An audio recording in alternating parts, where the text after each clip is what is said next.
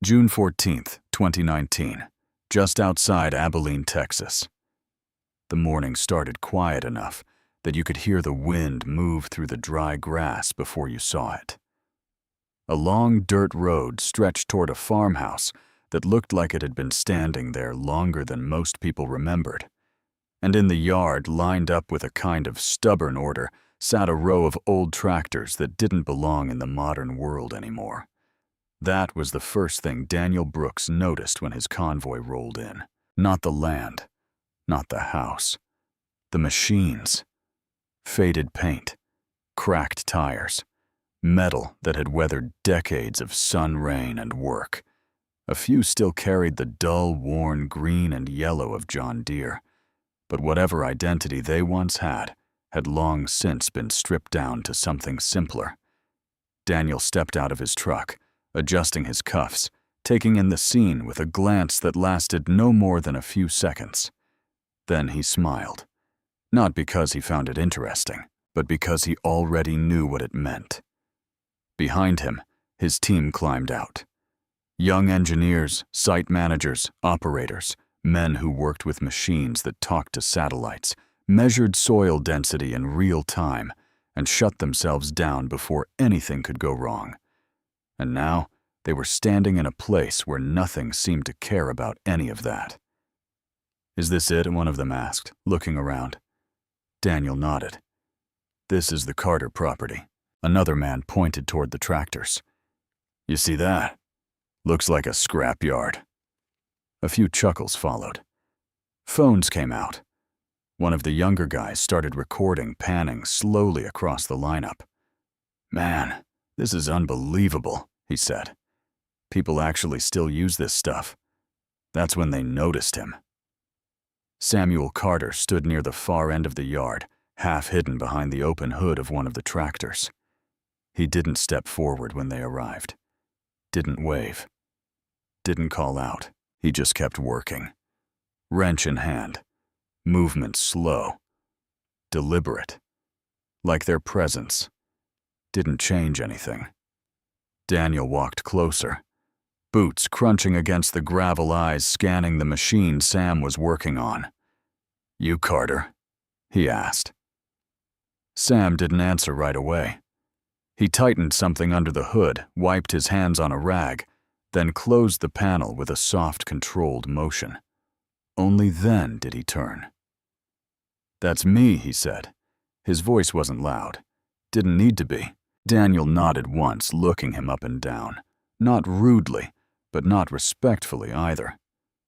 Just assessing. "We're surveying the land north of your property," Daniel said. "Planning a large-scale operation. Grain processing, storage, full integration. We'll be running equipment through this road for the next few months." Sam listened. Didn't interrupt. Didn't react. Daniel gestured toward the tractors behind him. "You might want to move some of this." The word hung there. Not quite an insult, but not far from one. Sam glanced back at the row of machines, then back at Daniel. "They're not in your way," he said. One of the younger engineers laughed under his breath. "Not yet." Another stepped forward, more openly amused. "Sir, with all due respect, these things aren't moving anywhere on their own." That got a few more laughs. Daniel didn't stop them. Instead, he took a few slow steps toward the lineup, running his hand lightly along one of the tractor hoods. Dust came off on his fingers. "You know," he said almost casually, "we've spent the last decade helping farmers upgrade from machines like these." He turned back toward Sam, a faint smile forming. "Better fuel efficiency, higher output, precision control." A small pause. "Progress." Behind him, someone added, "Yeah, not whatever this is." More laughter. Sam didn't respond. Didn't defend himself. He just walked past them, picked up another tool, and returned to his work. That silence did something unexpected. It didn't stop the laughter, but it made it feel thinner. Still, the moment passed quickly, because when a group decides what something is, They rarely question it. "Let's get what we need and move on," Daniel said, turning away. "We've got real work to do." As they walked back toward their vehicles, one of the men called out over his shoulder, "Hey, Carter, if those antiques ever give up on you, we've got something a little more modern." A few more laughs, a few more glances, and then they were gone. Dust rising behind their trucks as they disappeared down the road, leaving the quiet behind. But there was something nobody in that convoy understood, something they couldn't see in a quick survey, something they didn't hear because they never stopped long enough to listen. Because this place, this quiet farm, it wasn't falling behind. It was holding on to something the rest of the world had already forgotten. And that was going to matter. A lot more than they realized. To understand why Samuel Carter never responded to men like Daniel Brooks, you have to go back. Back before the silence. Back before the machines in his yard were considered relics. Back to a time when they were just tools. Necessary ones. Sam was born in 1968, in the same house that still stood at the center of that farm. Back then, the land stretched wider, not because it was bigger, but because it hadn't been divided yet. Families worked together. Equipment was shared. Repairs were done in barns and sheds, not service centers. His father, Thomas Carter, was known across 3 counties for one thing. He could fix anything that moved. Didn't matter if it was a tractor, a combine, or a piece of equipment that had been sitting idle for years. If it still had structure, Thomas could bring it back. But more than that, he understood it. Machines don't fail for no reason, he used to tell Sam. They fail because something's been ignored. Not always broken. Ignored. There's a difference. Sam learned that early.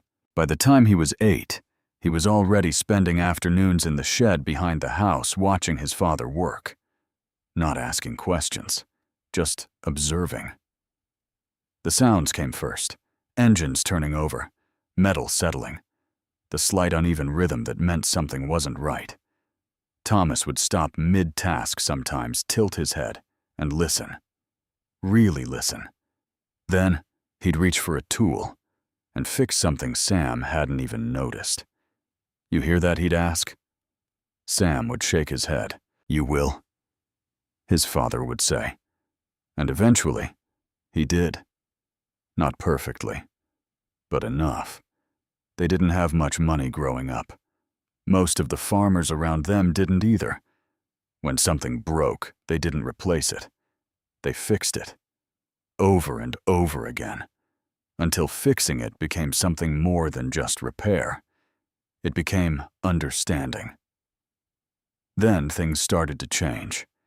Late 80s, early 90s, new machines came in. Faster, smarter, more efficient. At least, that's what everyone said, and for a while it was true. They worked better, produced more, required less guesswork. But they also came with something else, limits, systems that decided how much power was too much, sensors that shut things down before damage could happen, protection. At first, people appreciated it. Then they depended on it. And slowly, they forgot how things worked without it. Thomas Carter noticed before most. "These things," he said one evening, standing beside a newer model someone had brought in. "They don't trust the man running them." Sam looked at him confused. "What do you mean?" Thomas wiped his hand, stepping back from the machine. "They decide for you," he said. "When to stop, when to pull back, when something's too much." A pause. "That's fine, until you need more than they're willing to give." Sam didn't understand it fully then. Not until years later. When his father passed, it happened quickly. A heart attack, they said. No warning, no time to prepare. Just gone. The farm nearly went with him.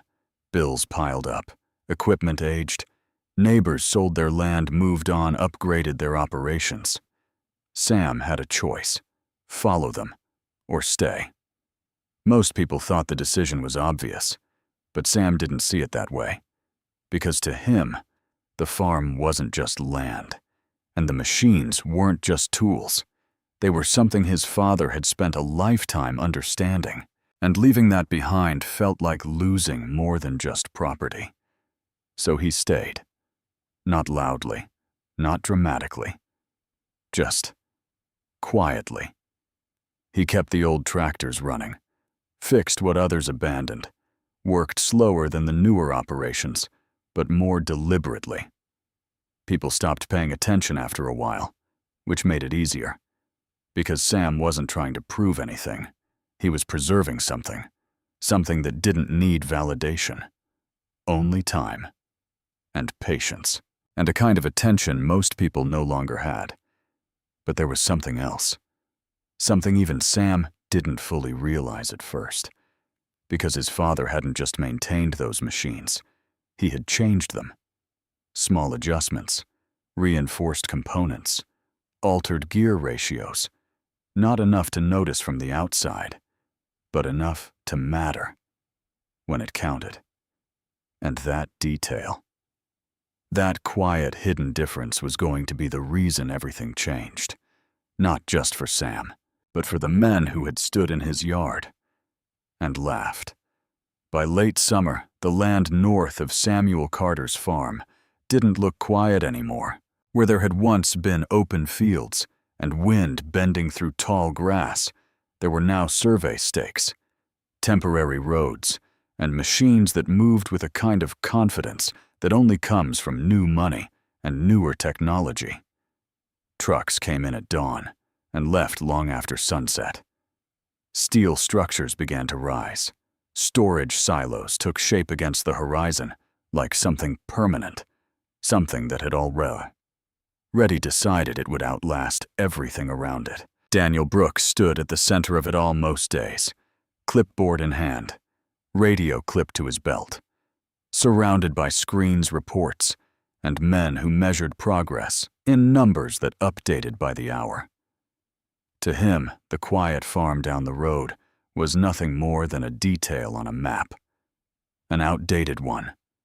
Sometimes, when the wind shifted just right, you could hear the low hum of Samuel's tractors drifting across the distance, slow, unhurried. And every time someone pointed it out, Daniel would shake his head.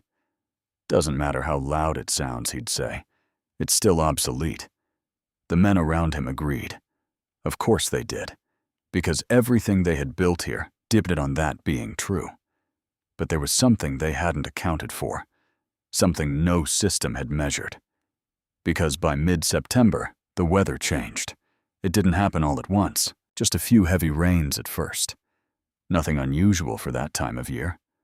Then more. Then days where the sky stayed gray and the ground never quite dried. The soil in that part of Texas had a reputation: hard when it was dry, unforgiving when it wasn't. And underneath the top layer, where most machines never had to deal with it, turned into something else entirely. Clay. Not the kind you could scrape off your boots and forget about. The kind that held on. The kind that didn't let go once it decided something belonged to it. The first machine got stuck on a Tuesday morning. A mid-size hauler carrying steel supports for the main structure. It rolled into a section of ground that looked stable enough, slowed slightly, and then didn't move again. At first, nobody worried. They had equipment for this. Bigger machines. Stronger machines. They brought one in within the hour, positioned it straight ahead, attached the line, engaged the pull. The engine roared. The cable tightened. The ground trembled just enough to give the illusion of progress. And then, the system kicked in. A sharp reduction in power. Automatic. Immediate. The machine held back, protected itself. The hauler didn't move. They tried again. Same result. different angles. Same result. By midday, a second machine had been brought in. Larger, newer, more capable on paper. It failed faster, not because it lacked strength, but because it refused to use it. That was the first moment something shifted. Not panic, not yet, just uncertainty. By Wednesday, 3 machines had tried. 3 had failed. The ground around the site had turned darker, wetter, heavier. Every attempt made it worse. Every pull buried the stuck hauler deeper. Daniel stood at the edge of the site watching as another controlled attempt ended the same way the others had. The engine surged, the system responded, and the machine stopped itself. He didn't like what he was seeing. Not because it was a problem. Problems could be solved. But because this one didn't respond to the tools he trusted. "What's the resistance reading?" he asked. One of the engineers checked the tablet. Too high. The system's capping output to prevent structural stress. Daniel looked back at the machine, then at the ground, then at the numbers again. "And if we override it?" The engineer hesitated. "We risk damaging the drivetrain." Daniel didn't answer right away. He just kept looking at the hauler, half swallowed now, sitting lower than it had the day before. There was a cost to delay, a cost to damage, a cost to failure, and none of those costs looked good on paper. But there was something else, something harder to quantify. A growing awareness that the system he relied on might not be built for this kind of problem. By Thursday morning, the situation had escalated. More equipment was brought in. More attempts were made, each one adding pressure, each one bailing in a slightly different way. And with each failure, the ground tightened its hold. What started as a manageable issue was becoming something else, something visible. People from nearby sites came to watch. Word spread, not loudly, but steadily. Big operation stuck. Can't move it. New machines failing. Daniel heard the whispers. He ignored them, at least at first, because men in his position don't change direction easily. They double down. They trust the system. They look for better inputs, better angles, better calculations. But by late afternoon, standing there as another attempt ended in controlled failure, he felt something he hadn't expected. Doubt. Not loud, not overwhelming, just enough to be noticed. And that's when someone said it, quietly, almost like they didn't want to. "There's a guy down the road." Daniel didn't turn right away. Who? The man hesitated. Farmer. Carter. A few others exchanged glances. Daniel's expression didn't change. "He's got old equipment," the man continued. "Been running it for years. I've seen him pull things." Daniel cut him off. "With what?" "Those antiques." A couple of the men chuckled, but it didn't carry the same confidence it had weeks before. The man shook his head. "I'm just saying, he doesn't rely on the same systems." That was the part that stuck. Not the farmer, not the tractors. The idea. No systems. No limits. Daniel looked back at the hauler, then at the machines around it, then at the ground that seemed to be winning without effort. And for the first time since the project began, he didn't have an answer. He didn't like that. Men like Daniel Brooks build their lives on having answers, on knowing what works, on trusting that progress moves in one direction, forward. But what if, just for a moment, forward wasn't the direction that mattered? He didn't say it out loud, didn't admit it, but the thought was there. And once a thought like that appears, it doesn't leave easily. "Call him Daniel," said finally. The words came out quieter than expected, but they were enough. The man nodded, already reaching for his phone. Daniel turned away, looking out across the site. At the machines. At the mud. At the problem that refused to behave the way it was supposed to. And somewhere just beneath the surface of that decision, there was something else. Something he didn't fully understand yet. Because this wasn't just about getting a machine unstuck. This was about confronting something he had spent years believing. That newer meant better. That more advanced meant more capable. That the past had nothing left to offer. And now, he was about to test that belief in a way he never expected. What happened next was the part nobody in that project would ever forget. By the time Samuel Carter's tractor appeared at the edge of the site, the rain had stopped, but the ground hadn't forgotten. It held the weight of everything that had pressed into it over the past 3 days.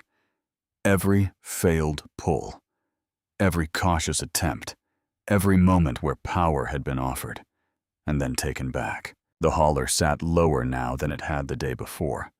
Not dramatically, but enough that anyone paying attention could see what was happening. It was losing, and so were they. A few men turned when they heard the engine. Not loud, not aggressive. Just steady, different. Heads followed the sound, until they found its source rolling slowly down the dirt road, cutting through the quiet that had settled over the site, like something unresolved. Samuel didn't rush, didn't announce himself. He drove straight in, stopped a short distance from the pit, and shut the engine down like it was just another morning. But the moment he stepped off that tractor, everything shifted, because the same men who had laughed in his yard weeks earlier, they weren't laughing now. Daniel Brooks walked toward him, not with the same confidence, not with the same tone, but not humbled yet either, just controlled. "You came," Daniel said. Samuel gave a small nod. "You asked." A brief silence passed between them, the kind that feels heavier when both sides remember something the other doesn't need to say out loud. Daniel gestured toward the pit. "There it is." Samuel stepped closer, boots sinking slightly into the softened ground.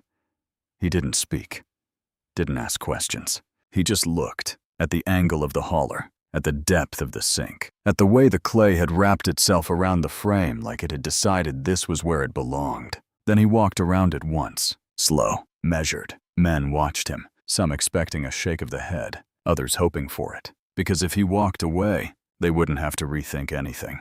But he didn't. He stopped at one side of the pit and looked back at Daniel. "You've been pulling straight," Samuel said. It wasn't a question. Daniel crossed his arms.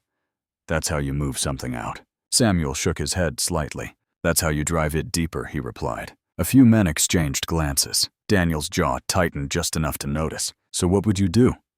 he asked. Samuel didn't answer right away. He turned, walked back to his tractor, started it. The engine came alive the same way it had before, low, steady, almost patient. He drove forward, but not toward the front of the hauler, off to the side, at an angle that didn't make sense to anyone watching. "That won't hold?" One of the engineers muttered. "Wrong direction," another said under his breath. Samuel ignored them. He stepped down, picked up the chain himself, and walked it across the ground. He didn't attach it where the others had. He found a different point, lower, stronger, something that looked like it had been designed to make force, even if no one had noticed it before. He secured the connection, checked it once, then climbed back into the seat. For a moment, nothing happened. The engine idled. The chain lay slack. The entire site seemed to hold its breath. And then Samuel moved the throttle, not fast, not hard, just enough. The chain tightened. The tractor leaned into the pull, not forward, but slightly sideways. The ground resisted. Of course it did.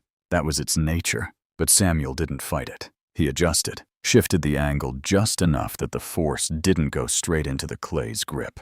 It worked against it, a subtle difference, but a crucial one. The engine deepened, not louder, heavier, like something waking up. And then a sound, not from the tractor, from the ground. A wet, reluctant shift. Someone near the edge leaned forward. "Did you hear that?" Another voice followed, quieter now. It moved. Barely, but it moved. Samuel didn't react, didn't push harder. He held the pressure, let the machine do what it had been built to do.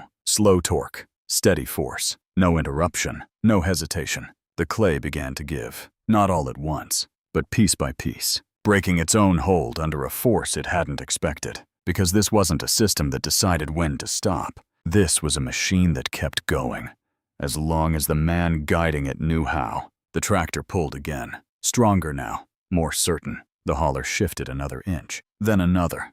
The ground cracked, the weight redistributed, and suddenly, the impossible didn't look so impossible anymore. No one spoke, no one laughed. Phones lowered, eyes locked on the movement happening in front of them. Because they weren't just watching a machine work. They were watching something they had dismissed. Prove them wrong. Samuel adjusted one more time. A slight change, a deeper pull, and then, with a low, tearing release, the hauler broke free. Not violently, not with a dramatic snap, but completely, like the ground had finally decided to let go. For a moment, there was nothing. No sound, no reaction, just the echo of what had happened, settling into a silence that felt heavier than anything that had come before it. Then someone exhaled, then another, and slowly, the noise returned. Not laughter, not mockery, something else. Understanding. Samuel eased off the throttle, brought the tractor to a stop, climbed down, and began unhooking the chain, like it was just another job. Behind him, Daniel Brooks stood still, hands at his sides, eyes fixed on the machine that had just done what his entire operation couldn't. And for the first time in a long time, he had nothing to say. That was the moment people remembered. Not the pull, not the mud, not even the machine, but the silence. Because men like Daniel are never silent, unless something has changed. And something had. Word spread faster than any report Daniel could file. Not because someone announced it, but because too many people had seen it. Videos surfaced. Clips passed from phone to phone. Stories followed. The old tractor did it. The quiet farmer pulled it out. The machines with all the technology couldn't. But the truth was simpler. Samuel Carter went home. The next morning he opened his workshop, picked up his tools, and went back to work. He didn't raise his prices, didn't tell the story, didn't correct the versions people exaggerated. He just continued the way he always had. And that, more than anything, made people pay attention. Farmers started coming back. Men who had traded in their old machines, now wondering if they had made a mistake. Some brought equipment they thought was beyond repair. Others came just to ask questions. Samuel answered all of them the same way. Honestly, without judgment, without pride. Because to him, nothing had changed. As for Daniel Brooks, things didn't collapse overnight, but they shifted, subtly, then steadily. Questions began to replace certainty. Operators started asking what would happen if systems failed. Clients asked about limits, about conditions where modern machines might not be enough. Daniel tried to respond the way he always had, with data, with projections, with confidence. But confidence built on assumption doesn't hold the same way after it's been challenged. A few weeks later, he drove out to Samuel's farm again, not with a team, not with a plan, just alone. The tractors were still there,